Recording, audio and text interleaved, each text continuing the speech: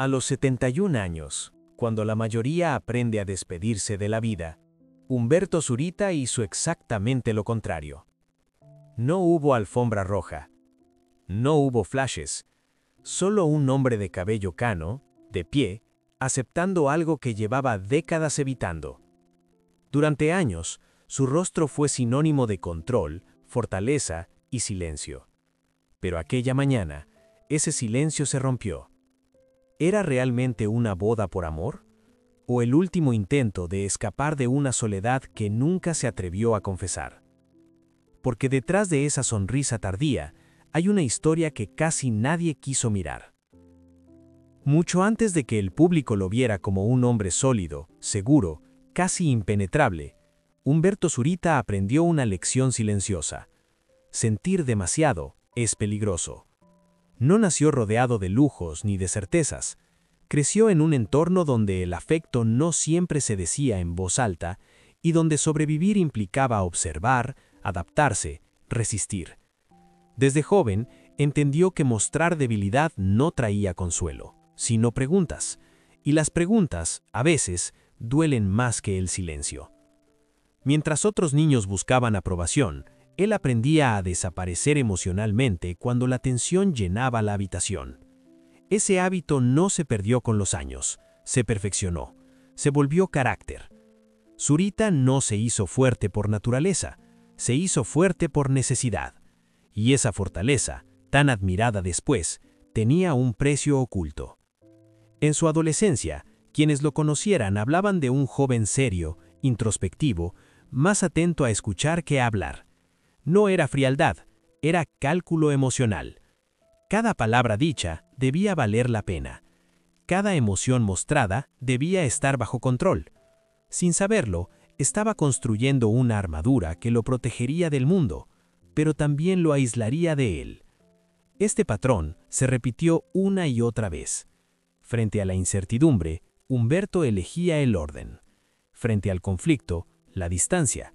Frente al dolor, la contención absoluta. Y así, poco a poco, se fue formando un hombre que parecía invulnerable, pero que en realidad vivía con una regla interna muy clara. No te encariñes demasiado con nada que puedas perder. Esta forma de existir no surge de la nada. Se gesta en hogares donde el afecto es irregular, en momentos donde el amor no siempre es refugio, sino una promesa frágil.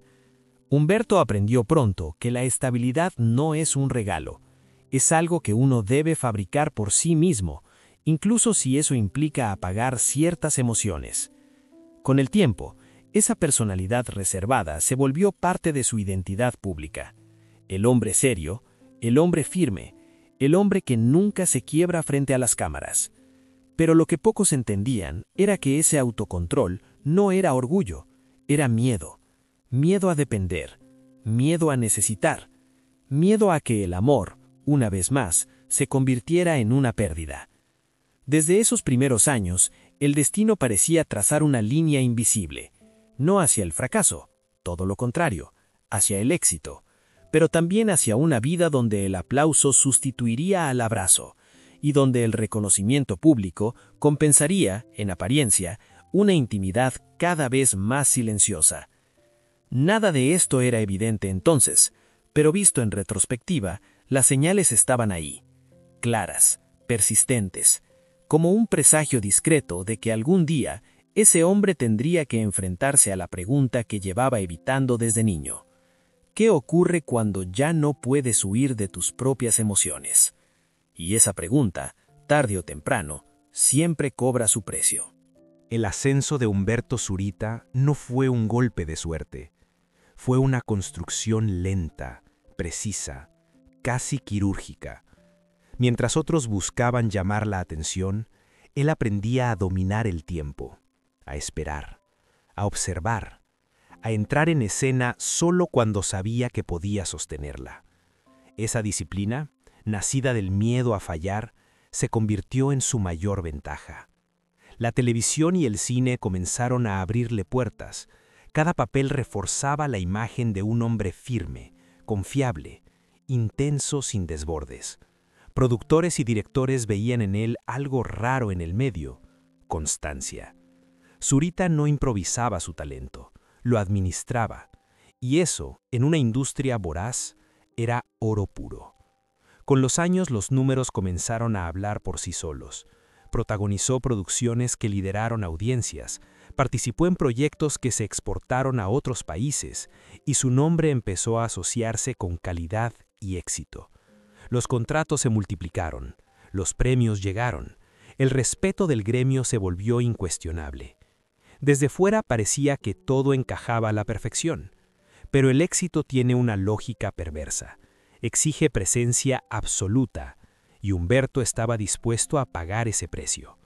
Días interminables de rodaje, viajes constantes, hoteles que se parecen entre sí, camerinos silenciosos, aplausos que duran segundos. Luego, otra vez, el vacío. Mientras su carrera crecía, su mundo personal se iba reduciendo a espacios cada vez más pequeños.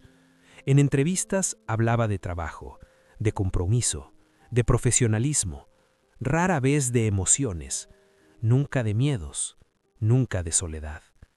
Esa omisión no era casual, era coherente con el personaje que había construido, el hombre que no necesita apoyo porque siempre está de pie, el hombre que puede con todo. Sin embargo, había algo inquietante en esa imagen impecable. Cuanto más admirado era por el público, más inaccesible se volvía como ser humano. Sus relaciones se filtraban por el mismo criterio que su carrera: control, distancia, eficiencia emocional. Nada que pudiera desestabilizarlo era bienvenido. El aplauso llenó muchos silencios, pero no todos. En los momentos de mayor gloria, cuando su nombre estaba en lo más alto, comenzó a surgir una contradicción difícil de ignorar. Porque el escenario, por brillante que sea, siempre se apaga, y cuando eso ocurre, solo queda lo que uno ha construido fuera de él. Poco a poco comenzaron a notarse las grietas, no en los titulares, no en los premios, sino en lo que no se decía, en las ausencias prolongadas, en la manera esquiva de responder preguntas personales, en ese gesto contenido que aparecía cuando alguien mencionaba la palabra hogar. Mientras el público celebraba su éxito, algo más se estaba gestando en silencio, una tensión acumulada durante años, porque la fama, lejos de sanar viejas heridas, suele amplificarlas, y cuanto más alto se sube, más evidente se vuelve la caída potencial. Así, en el punto más alto de su carrera, cuando todo parecía indicar que Humberto Zurita lo tenía todo, comenzó a instalarse una duda incómoda, una que no tenía que ver con el trabajo, ni con el dinero, ni con el reconocimiento. La duda era otra, más íntima, más peligrosa. ¿Qué ocurre cuando el hombre que todos admiran ya no sabe quién es cuando se apagan las luces? El golpe no llegó con estruendo, llegó con una llamada. Una de esas llamadas que no necesitan palabras para anunciar que algo se ha roto para siempre. La pérdida fue absoluta, irreversible, no solo de una persona, sino de una vida tal como él la conocía. De pronto, todo aquello que Humberto Zurita había logrado controlar durante décadas, el tiempo, las emociones, las distancias, quedó fuera de su alcance. No hubo papel que pudiera interpretar, no hubo set que lo protegiera. Solo un hombre frente a un vacío imposible de llenar. La reacción pública fue inmediata. Mensajes de apoyo, titulares respetuosos, silencio mediático cuidadosamente administrado. El mundo exterior le concedió el espacio que él siempre había exigido. Pero el verdadero derrumbe ocurrió lejos de las cámaras, en habitaciones donde no había guiones, en madrugadas sin testigos, en una casa que, por primera vez, se sentía demasiado grande. Humberto no habló, no concedió entrevistas emotivas, no transformó el dolor en discurso. Eligió, una vez más, el repliegue. Pero esta vez no era una estrategia, era supervivencia. Porque cuando la pérdida es total, incluso el silencio puede resultar insuficiente. Los días pasaron, luego las semanas. La rutina regresó de manera mecánica. Rodajes, ensayos, sonrisas ensayadas, pero algo había cambiado de forma irreversible. El hombre que siempre había creído que el control lo salvaba, descubría, tarde, que hay tragedias que no negocian. Algunos cercanos notaron el quiebre, un cansancio distinto, una mirada más opaca, una presencia física que seguía ahí, pero con la mente en otro lugar, como si una parte de él se hubiera quedado detenida en el momento exacto de la pérdida. Vivía, trabajaba, funcionaba, pero ya no estaba completo. La industria siguió su curso, el público también, porque el espectáculo no se detiene por nadie, y Humberto, fiel a su naturaleza, se adaptó, cumplió, respondió, nunca pidió tregua, nunca mostró grietas en público, pero el precio fue alto. Cada jornada era una negociación interna, cada regreso a casa una confrontación con lo irremediable. Fue entonces cuando comenzó la verdadera caída, no visible, no escandalosa, una caída silenciosa, profunda, de esas que no ocupan portadas, pero que destruyen desde adentro. Porque perder a quien amas no solo te deja solo, te obliga a preguntarte si alguna vez volverás a permitir que alguien ocupe ese lugar. La verdad no llegó como una confesión pública, no hubo una entrevista exclusiva ni un discurso preparado. Llegó de una forma mucho más incómoda, en privado. En ese territorio donde no hay aplausos ni máscaras, Humberto tuvo que enfrentarse a la pregunta que llevaba décadas postergando. No era una pregunta sobre el pasado, era una pregunta sobre el futuro. Durante años, su silencio había sido interpretado como dignidad, como fortaleza, como una manera elegante de sobrellevar la pérdida. Pero la realidad era más compleja. Callar no siempre fue una elección noble. A veces fue una forma de no mirar, de no tocar una herida que seguía abierta, de no aceptar que el dolor, cuando no se nombra, se vuelve identidad. Quienes lo conocieron en esa etapa hablan de un hombre que escuchaba más de lo que hablaba, que observaba con atención, como si midiera cada emoción antes de permitirle existir. No era indiferencia, era temor. Temor a comprobar que si volvía a amar, también volvería a perder. Y esa posibilidad resultaba insoportable. El punto de inflexión no fue un evento grandioso, fue una acumulación de pequeñas evidencias. El cansancio de vivir en pausa, la certeza de que la soledad no protegía, solo postergaba. La comprensión, tardía pero necesaria, de que honrar el pasado no implica condenar el presente, que recordar no exige inmovilidad. Aceptar el amor a esa edad no fue un acto impulsivo, fue un acto de rendición. Rendirse a la idea de que el control absoluto es una ilusión, de que el sufrimiento no se evita cerrando puertas, sino aprendiendo a convivir con la posibilidad de que vuelvan a romperse.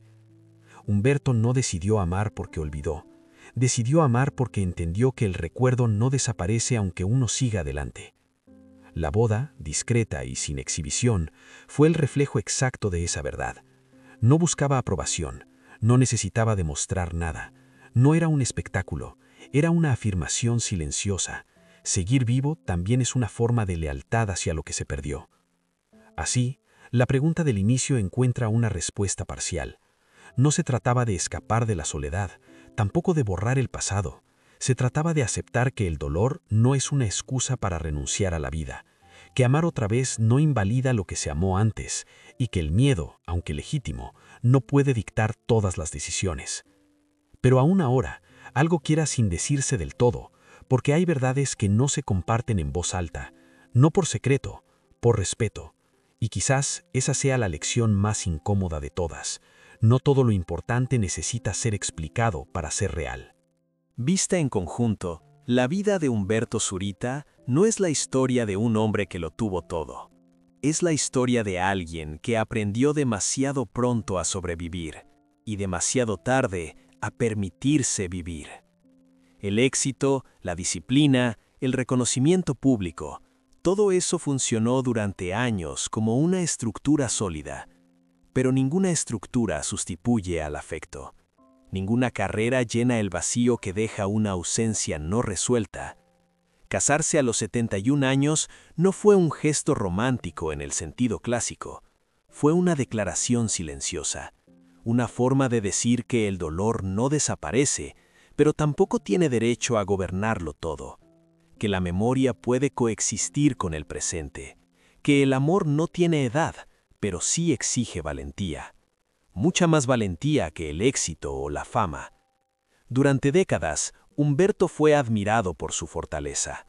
Hoy, quizás sin proponérselo, deja una enseñanza más incómoda. La verdadera fuerza no está en resistirlo todo, sino en aceptar que no todo se puede controlar. Que el miedo a perder no justifica una vida en pausa. Que cerrarse para no sufrir también es una forma lenta de desaparecer. Su historia no ofrece finales perfectos. No hay promesas eternas ni certezas absolutas. Solo una elección consciente. La de no convertir la pérdida en una prisión. La de entender que seguir adelante no traiciona el pasado, sino que lo honra desde otro lugar, desde uno más humano. Tal vez por eso su decisión incomodó a tantos, porque nos enfrenta a una pregunta que pocos quieren hacerse. Si después de haberlo perdido todo, después de haber sentido el golpe más profundo, aún queda espacio para volver a empezar, ¿qué excusas nos quedan a los demás? La vida, al final, no se mide por cuánto control logramos mantener, sino por cuántas veces nos atrevemos a soltarlo. Y en ese gesto tardío, silencioso y profundamente íntimo, Humberto Zurita dejó algo más que una noticia. Dejó una grieta, una duda, un espejo. Porque quizá el verdadero escándalo no sea amar a los 71. Quizá el verdadero escándalo sea renunciar a hacerlo cuando aún estamos vivos.